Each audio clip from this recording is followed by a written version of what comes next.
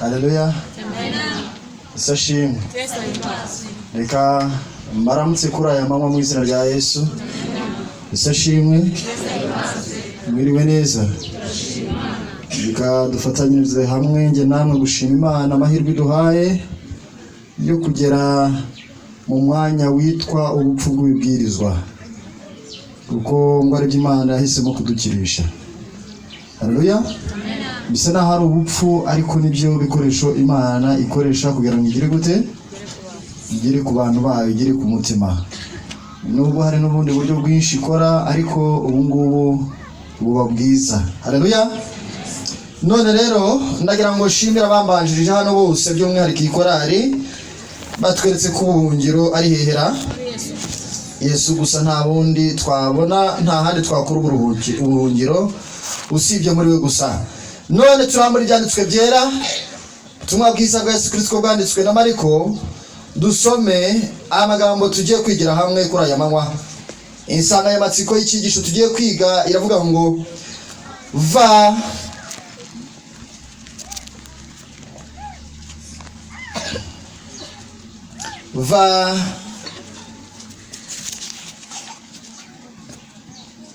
mu mugana winjire mu mukumbi. Va mu mugana winjire mu mukumbi. Ubutumwa bwiza bwa Yesu Kristo ko bwanditswe na Mariko. Ku murongo wa mbere haranditse ngo, igice cya 5 ku murongo wa mbere,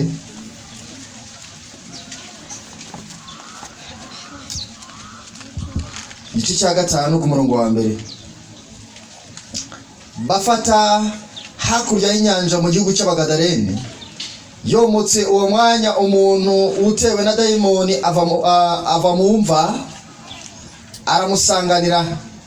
Yabaga mu mva, ntawe urukibona icyo ashobora kumubohesha, naho waba umunyururu, kuko kenshi bamuheshaga ingoyi y'amaguru n'iminyururu y'amaboko, maze ingoyi akayicyagagura n'iminyururu akayivunagura. Ntihagira umuntu ubasha kumuhosha. Iteka ryose ku manywa na nijoro yahoraga mu mva no ku misozi asakurizayo, yikebesha amabuye. Abonye Yesu akiri kure, arirukanka aramupfukamira. Haleluya. Abonye Yesu akiri kure, arirukanka agira gute? Ataka ijwi rirenga ati, duhuriye he Yesu, mwana w'Imana isumba byose? Nkurahije Imana, ntunyice urupfu rw'agashinyaguro. Kuko yaramubwiye ati, dayimoni we muvemo. Ku murongo w'9 haramubaza ati, witwa nde? Undi ati, Ingabo niryo zina ryanjye, kuko turi benshi. Haramwinginga cyane ngo atabirukana muri icyo gihugu. Kuri uwo musozi hari umugana w'ingurube nyinshi zirisha. Nuko bamwinginga bati, twohereze muri ziriya ngurube tuzinjiremo. Twohereze muri ziriya ngurube tugire gute? Arabakundira, abadayimoni bamuvamo, binjira muri izo ngurube. Umugana wirukira ku gacuri, wisuka mu nyanja, zihotorwa n'amazi. Zari nk'ibihumbi 2. Zari nk'ibihumbi bingahe? Reka twongere duhambeke amaso dusenga Imana. Mwami wacu kandi Mana yacu, ijambo ryawe turarirambuye, kandi hari byishyira hejuru yo muri twebwe kukurwanya no kurwanya umwuka wawe. Ibyo ngibyo tubishyize mu biganza byawe kugira ngo bifatwe miri, maze imitima yacu igomorokere kumva no gukurikiza ibyo ushaka. Ngewe usoma aya magambo, ibitekerezo byanjye ndabikweguriye kugira ngo biyoborwe nawe, mu izina rya Yesu. Va mu mugana ujya mu mukumbi. Iyo bavuze umugana, baba bavuze ishyo ry'ingurube. Baba bavuze iki? Ingurube nyinshi. Ingurube zingahe? Va mu mugana ujya mu ki? Ujya mu mukumbi. n'icyigisho kiturarikira kugira aho tuva naho tujya. Amen. Rero igihe barimo gusobanura ibigendanye n'umugana, Bibiliya yavuze byinshi. Isashimwe. Bibiliya hari ibintu byinshi yavuze ku bigendanye n'umugana, kuko iyo dukoze ubushakashatsi ntabwo ari amasomo menshi tubona avuga ibigendanye n'umugana, ahubwo ni amasomo make. Ariko rimwe nshaka ahangaha riri mu gitabo Isashimwe, mu gitabo cy'imigani mu gice cya 11 hari icyo bavuga. Isashimwe. Mu migani igice cya 11 muharambure, ndaje mbabwira umurongo. Umugana hari icyo bavuga. Isashimwe. Batubwira ko umugana by'umwihariko iyo tureba ku murongo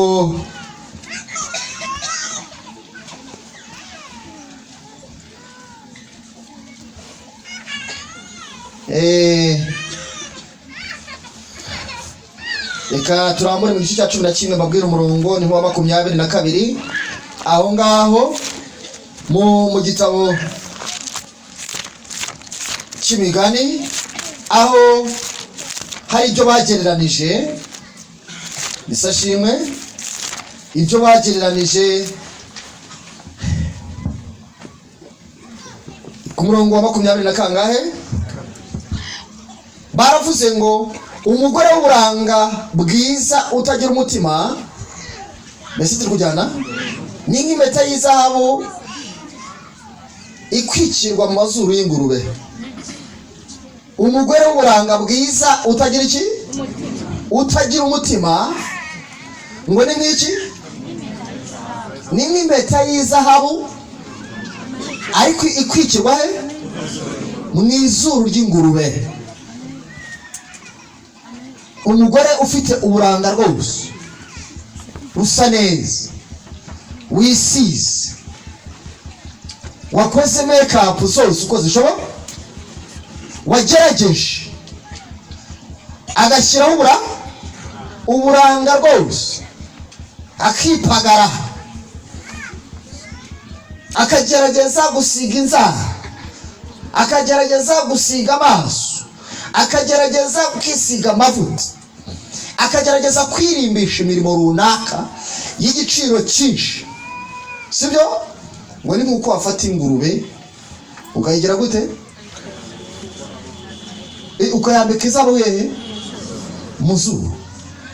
Mwese muzi iyo havuzwe umugore haba havuzwe ubusanzwe, ariko havuzwe n'itorero. Ko Pawulo igihe yavugaga ibigendanye n'umugore yasobanuraga iby'umugore n'umugabo hagati yabo, ariko arangisha rero aravuga ati ibyo mvuga ni ubwiru bukomeye buri hagati ya Kristo n'itorero rye. Aha rero ndagira ngo tugaruke nyirizina muri uyu mugana. Ishyo ry'iki? Ishyo ry'ingurube. Ishyo ry'iki? Ishyo ry'ingurube.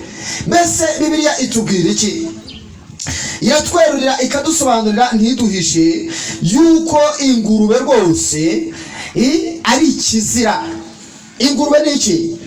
Ntabwo byari byemewe ko abantu b'Imana bazitunga, ariko kimwe mu bintu bikomeye cyane uyu munsi hano dufite abantu b'Imana bitwa abakirisitu boroye iki? Boroye ingurube. Icyo ni ikimenyetso cy'iminsi y'imperuka. Icyo ni ikimenyetso cy'iki?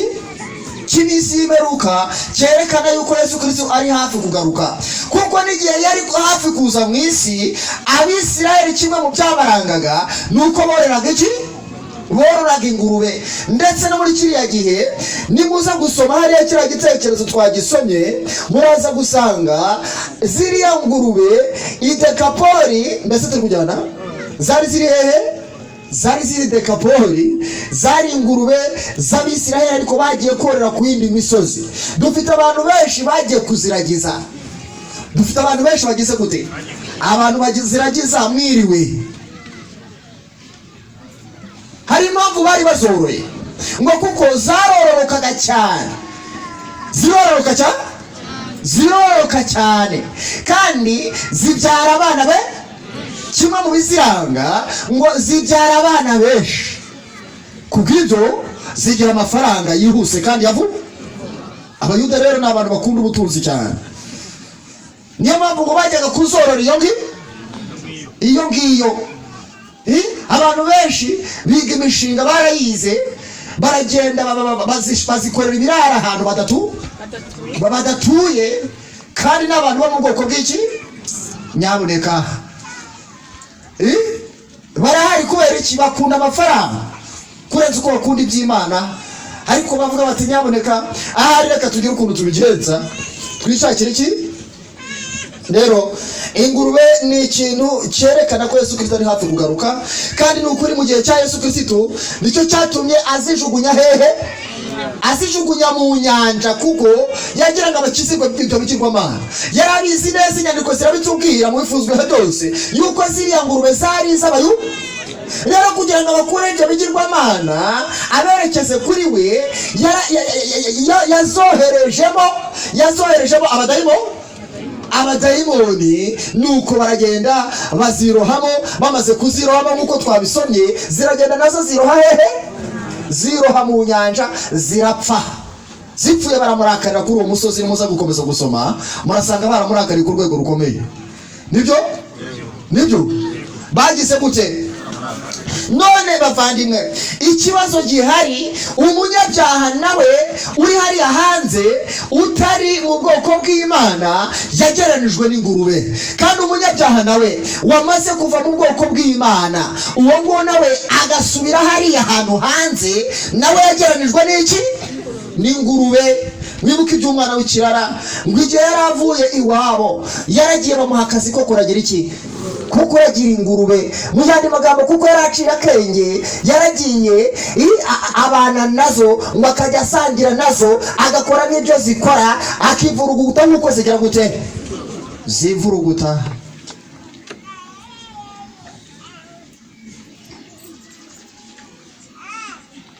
Hari itandukaniro ry'umugana n'umukumbi. Hari itandukaniro hagati y'umugana n'iki? Ariko nagira ngo turebe izi ngurube ziri mu mugana, turebe bimwe mu bintu biranga ingurube. Mbese ni ibiki biranga ingurube? Gusa rero ingurube nakoze ubushakashatsi nsanga kugira amenyo 48. 48. Nuko kandi ingurube kimwe mu bintu ifite, ngo ifite umunwa muremure, ngo ifite n'umutwe ucuritse, ntigireba hejuru. Ntabwo igira kuri aya makuru ya ni ikizira. Ntishobora kubura umutwe ngo ugire gute. Buri gihe ihora ihunahuna. Ihora cyokore ntabwo imeze nk'ihene, ahubwo yigaragura hose. Burya ihene yo twigeze twiga amateka yayo, dusanga yuko ifite amavi yakobaguritse, ariko ingurube yo ntabwo ari uko bimeze, ahubwo yo igenda irya byose. Ibintu biranga ngo irya byo, ishobora kurya ibigendanye n'ibyatsi, kandi ishobora kurya nanone n'ibigendanye n'inyama. Wayumvishe? Niyo mpamvu izira.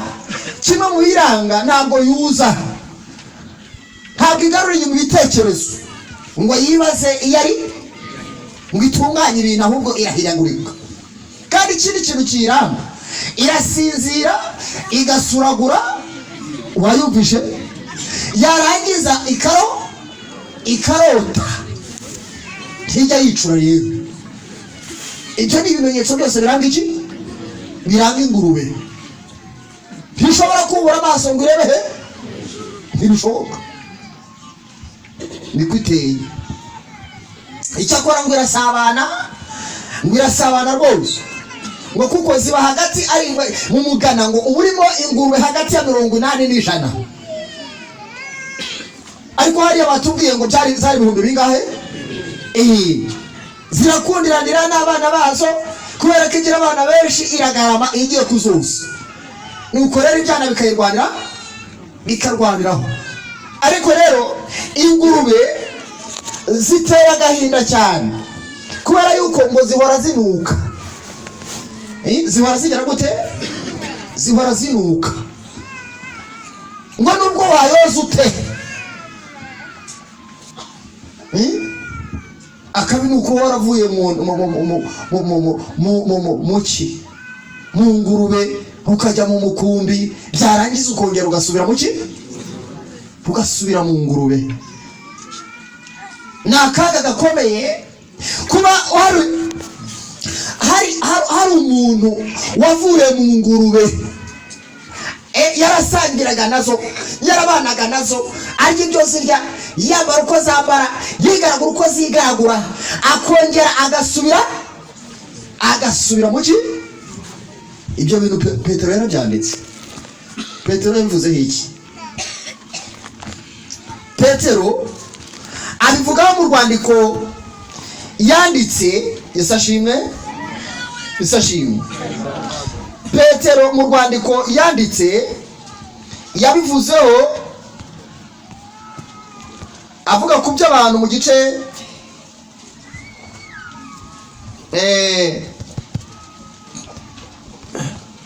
reka nse abivugaho. Petero yabivuze mu rwandiko yanditse rwa kabiri mu gice cya kabiri ku murongo wa 22, ariko by'umwihariko yahereye hehe? Yahereye ku murongo wa 19 avuga ibintu bikomeye cyane. Avuga ngo niba kumenya neza Yesu Kristo umwami wacu n'umukiza kwarabateye guhunga, kwarabateye kugira gute? Bakava mu isi, mu by'isi byonona, maze bakongera kubyizingitiranyirizaho, bakongera kugira gute? Bikabanesha. Ibya nyuma byabo babirushijeho ibya mbere kuba bibi, icyajyaga kubabera cyiza. Iyaba batigeze kumenya inzira yo gukiranuka, biruta ko basubira inyuma bamaze kuyimenya, bakareka itegeko ryera bahawe. Ibyabasohoyeho n'iby'uyu mugani w'ukuri ngo imbwa isubiye ku burutsi byayo, kandi ngo ingurube yuhagiwe isubiye kwigaragura mu byondo. Kandi ngo ingurube yuhagiwe isubiye kugira gute? Rero bavandimwe, kimwe mu bintu bibabaza Imana nuko hari ukuntu ingurube yuhagirwa ariko ikongera igasubirayo ikajya kwigaragura mu byobo.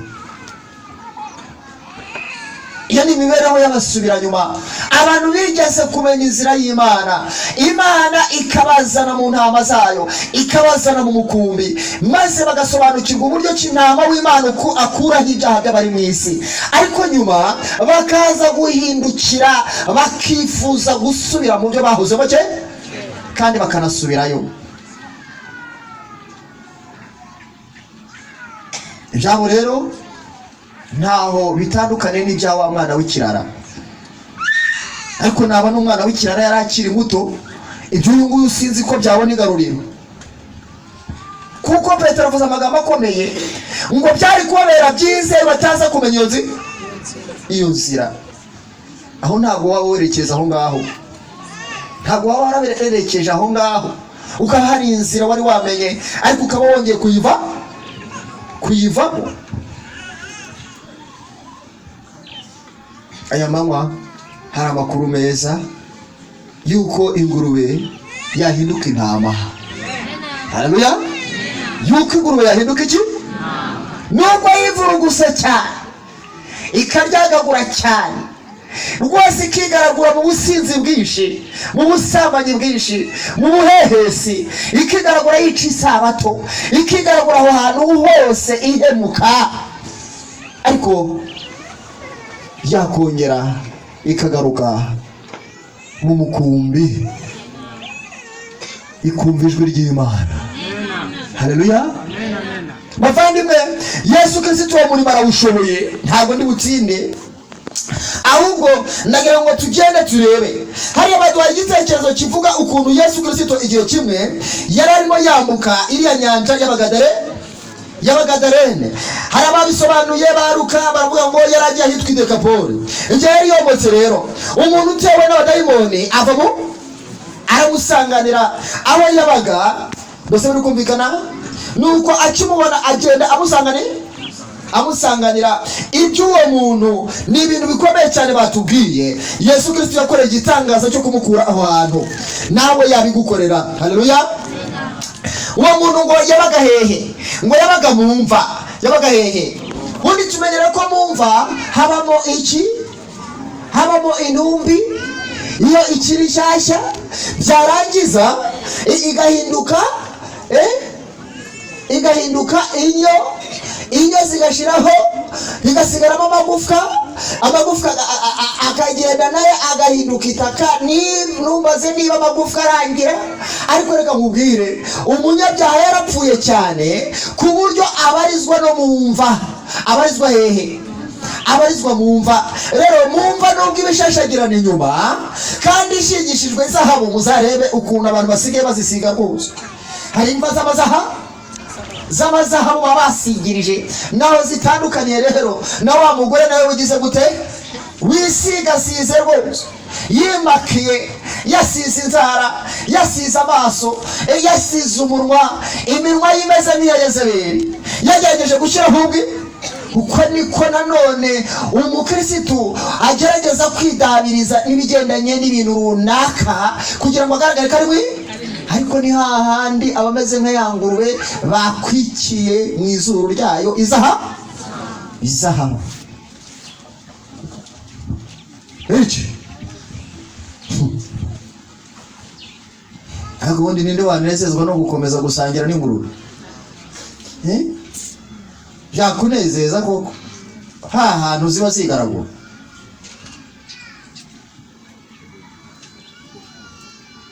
Hantu ziba zajandamye ku buryo wigaraguramo,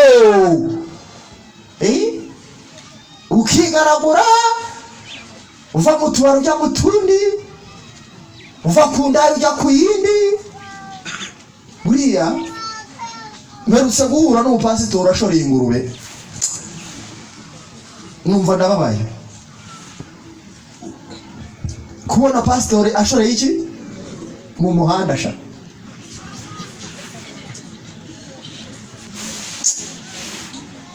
Naravuze nti Imana ni nziza. Haleluya.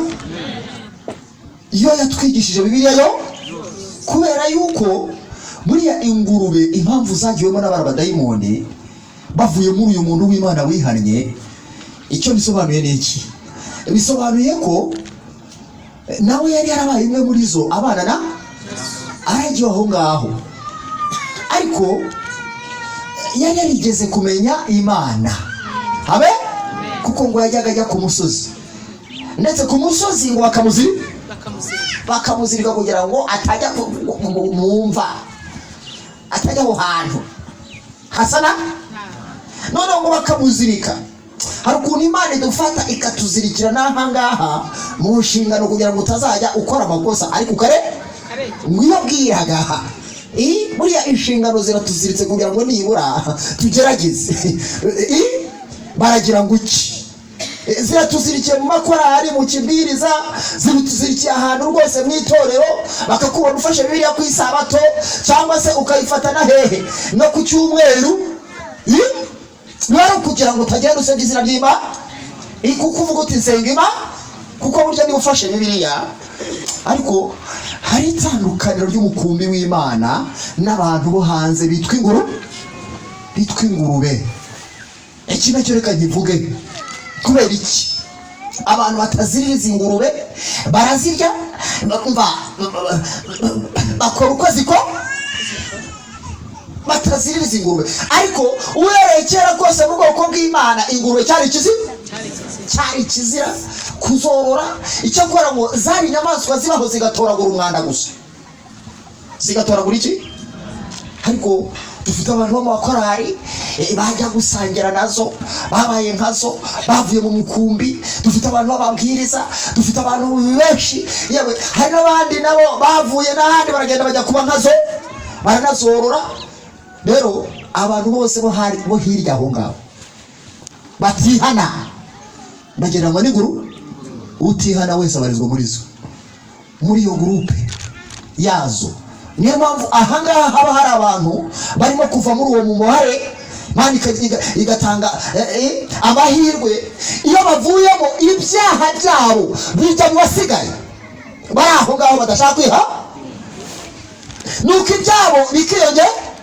niba umuntu yasambanaga n'abantu 10 arongeraho noneho ahinduka agasekurume, noneho ngo burya kubera ko ihene zo ngo zishyuha cyane henshi noneho yaje ziba hagati ya degere 38 na 40, ngo niyo mpamvu ifite ubushobozi bwo guhura na ngenzi zayo 18 hagati 20.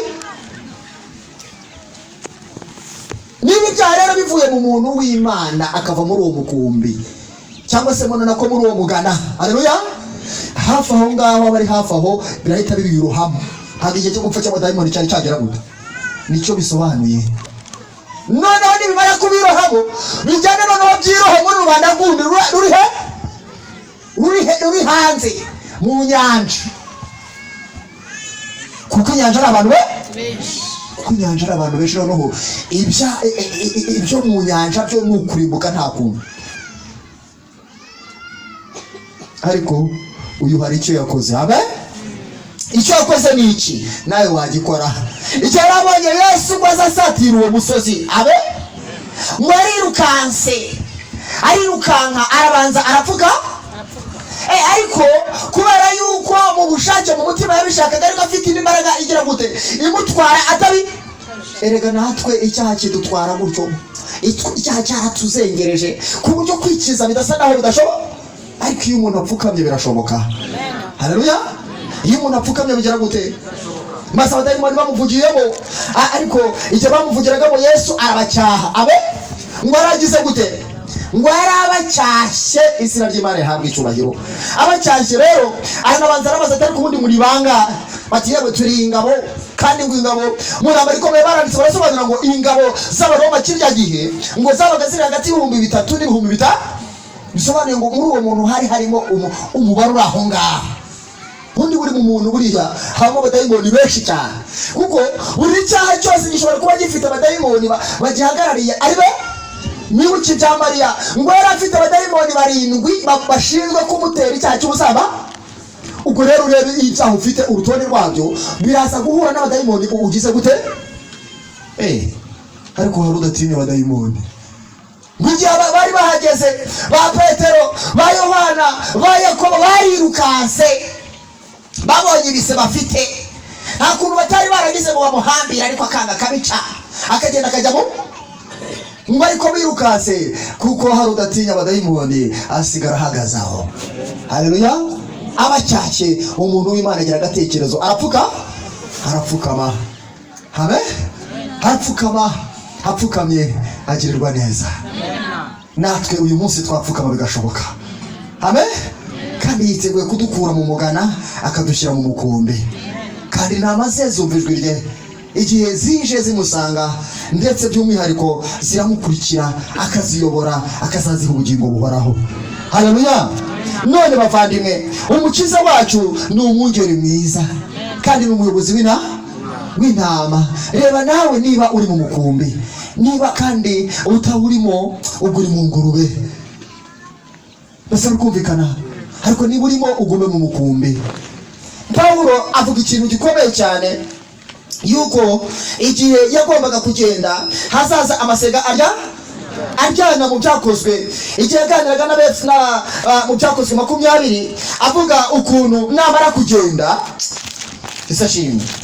igihe namara kugira gute mu byakozwe igice cya 20, reka marambure mwumve ikintu ibyanditswe byera bitubwira, aho Pawulo abivuga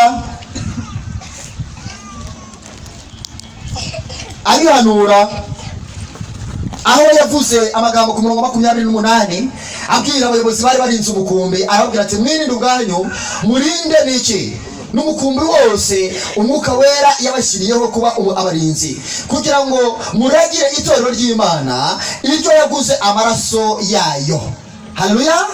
ati ibyo yaguze amaraso yayo. ku murongo wa 29 nzi yuko nimara kugira gute, nimara kuvaho, nimara kuvaho amasega aryana azabinjiramo n'ababarira n'umuku hari amasega agenda ashaka umukumbi ashaka intama ngo azisubize hehe ngo azisubize mu mugana. Kicyo muracyumva ngo abantu ibyo bari bararetse babisubiremo nahawe nahanjye kugira ngo turebe yuko turindiwe mu mukumbi. Amen. Turebe ko turindiwe hehe mu mukumbi. Amen. Rero ntama w'Imana ni nawe mungeri. Amakuru meza nuko ntama w'Imana ari nawe ki ni nawe mungeri uragiye intama izina ry'Imana habwe cyubahiro. Kandi ntama w'Imana yaraje yicisha bugufi avuka ari kinege. Amen. Arangije akora ashimwa n'Imana n'abantu. Ntama w'Imana arangije ajya kubatirizwa ibyaha atakoze. Ntama w'Imana arangije yinjira mu bigeragezo byo kwikorera ibyaha by'abanyabyaha ajya kugeragezwa na Satani. Amara iminsi 40 n'amajoro 40 atagera gute kugira ngo atsindire Adamu wa mbere yagize gute yatsindiwe. Nukuri yarahatsindiye izina ry'Imana habwe cyubahiro. Ntabwo yatsinzwe n'ikigendanye n'ipfa ahubwo yararitsinze. Ipfa nicyo kintu cyatsinze umuntu yitegereje izo mbuto abona ko ari nziza aryaho ahaho n'umugore we aho n'umugabo we bari kumwe arangije agira gute barangije icyaha kibinjana gutyo. Ariko ntama w'Imana we yarahatsindiye kubwo kwicisha bugufi cyane no gukoresha handitswe ngo izina ry'Imana habwe icyubahiro. Rero dufite amahirwe kuri aya manywa yuko ntama w'Imana aduhamagara ngo atwinjize mu mukumbi ngo atuvane mu mugana ngo atwinjize mu ki. Amahirwe na yacu kuri aya manywa kandi nukuri yarabikoze ubwo yatsindaga iyo nsinzi nitwe yaragize gute yarayiboneye. Ikintu yakoze gikomeye cyane nuko yatsinze n'iby'isi. Haleluya. Kandi uyu munsi wa none abantu kubwo gukunda iby'isi baremera bakajya korora n'ingurube kugira ngo babone amafaranga babone ubutunzi. Nyaboneka nawe yakuneshereza. Ntama w'Imana yahindutse igitambo yaritanze ku buryo amena amazi mu mubiri wose amushiramo igetsemane. Ntama w'Imana yaritanze ku buryo ahemukirwa akababazwa agashenjagurwa ndetse mu gihano kiduhesha amahoro cyari kigize gute cyari kiri kuri we. Ntama w'Imana ateze ibiganza byatobagujwe imisumari. Ntama w'Imana umwikubisaho ku birenge byatobagujwe imisumari ahasiga amarira akahatahanira agakiza. Ahasiga ibyaha akahatahanira imbabazi. Ntama w'Imana arategereje ngo atwinjize mu mukumbi. Ninde ushaka kuri aya manywa kwijyana na ntama w'Imana? Haleluya. Hatambukaze hano umumva yaranduye cyane akaba mu mugana akaba ashaka kwigira mu mukumbi atarigera yiyegurira Yesu Kristo na rimwe ngo abihamye imbere y'abantu atambuke aze hano yitahanire ntama w'Imana yitahanire umungeri kandi ave muri uko kwigaragura ndetse n'abandi basubiye inyuma aziyongere ahamishe ibirenge bye imbere y'iterana n'imbere ya Yesu yuko yakiriye ntama w'Imana yuko yinjiye mu mukumbi. Izina ry'Imana habwe icyubahiro. Niba hari natambuke dusubikira aho ngaho. Yesu arahamagara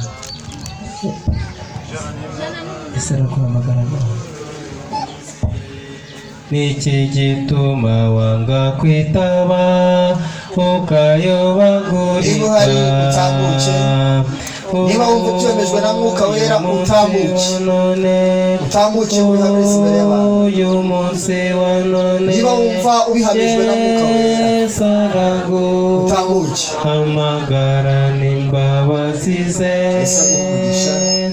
Yesu arahamagara barushye rw'abaruhura uyu munsi umwikoreze umutwaro wawe naza gushora icucu. Teka akwakire uyu munsi umugisha. Ese nta muntu wumva yarabaye mu ngurube rwose yaratinzemo cyane akaba byemejwe n'Umwuka Wera? Iteka abakire. Haleluya. Yesu aragutegereje Yesu arabategereje none musange none uyu munsi Yesu arabahamagaye nibisange urya umubyicuza witindiganya ahubwo nawe mupfukamire kandi umuhamiriza imbere y'abantu haleluya va mu ngurube winjire mu ntama hari abantu babaswe n'ubusinzi n'ubusambanyi n'ibindi nk'ibyo ni mu bugurube hari abandi babaswe n'amatabi n'abayoga ni mu bugurube nyamara Yesu Kristo yabakiza witeka abagirire neza witeka abakire bazishima haguruka umusange were gukererwa va mu bubata va mu bugurube winjire mu bana b'Imana hari n'izindi ntama arimo arazihamagara va mu bugurube va mu kwigaragura nk'uko ingurube zigaragura Yesu araguhamagara uyu munsi kuri aya manywa ngwino rwose tebuka Yesu ati mureke abana bato bansanga bimubabuze uyu munsi wa none va mu bugurube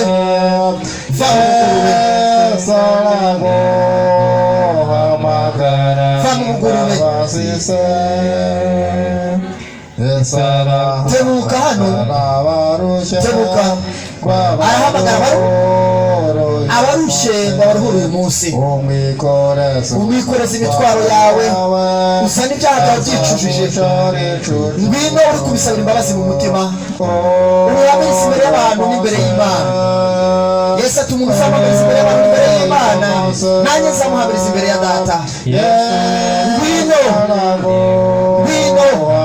va mu bugurube ujya mu ntama z'Imana va mu bugurube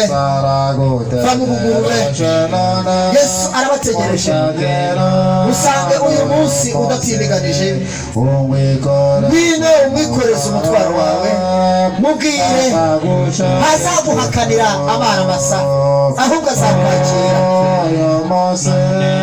uyu munsi wa none ngwino udatindiganije va mu gusangira n'ingurube dore wahereye garuka mu mukumbi garuka mu ntama z'Imana witeka bakire haleluya aradutegereje batinze mu ngurube cyane benshi batinze basambana benshi batinze bica isabato benshi batinze babeshya batinze barwana batinze batongana batinze bari mu mashyari batinze bari muri byinshi ariko uyu munsi ari igihe cyo kumwiyegurira ngwino urimo kubyatura ngwino urimo kubisabira imbabazi ngwino nyabuneka haleluya ngwino udatindiganije haleluya arakwinginga arimo aratabaza umva ijwi rye uyu munsi urebe ahantu wabereyemo cyane ugatindamo cyane maze winjire mu mukumbi arimo arakusanya abana be kugira ngo abatware bafite umwungeri umwe babameneye amaraso babitangiye yiteguye kubagirira neza haleluya Yesu adufashe kandi atugirire neza mu gihe turimo twerekeza muri iri sengesho haleluya witeka ahabwa icyubahiro umuntu wese uwumva bigambiriye mu mutima nahombeke amaso n'undi udahagurutse ku bw'isoni abadayimoni n'ibisoni babaho yumve yuko koko ashaka kwinjira mu mukumbi nyabyo kugira ngo Uwiteka aduhe umugisha mwami wacu kandi Mana yacu erega twese twararagiye twagiye tuva no mu mukumbi n'abari bajemo ariko turakwinginze kugira ngo wongere utwakire babaye mu ngurube cyane bagasangira nazo barabyanze iyo minuko barabyanze barashaka kujya hari umwuka wera ubasiga amavuta humura mwami udusige ku mwuka wawe twese turitanze yewe nabumvisha bari mu miryango yabo bakaba bashaka kugira ngo bave muri ibyo bintu ubakire abagarutse bose mu mitima utwakire turagusabye kugira ngo uturwanirire erega twagiyemo dusangira nazo igihe kirekire kandi tubonye ko yabayemo nawe ariko uramukiza kandi wamugiriye neza turakwinginze kugira ngo udukize rwose kandi kugira ngo tubashe gukira. Rero turagupfukamiye mu mitima, wumve gupfukama kwacu, utwambika umwambaro nk'uko uyu nguyu wamwambitse umwambaro, kandi yashatse kugukurikira amubwira uti nagenda atanga ubuhamya, natwereka ubuhamya bwacu buze kubigaragaza ko twaje by'ukuri, atari uyu munsi gusa ahubwo duhore dutanga ubuhamya nyakuri mu izina rya Yesu.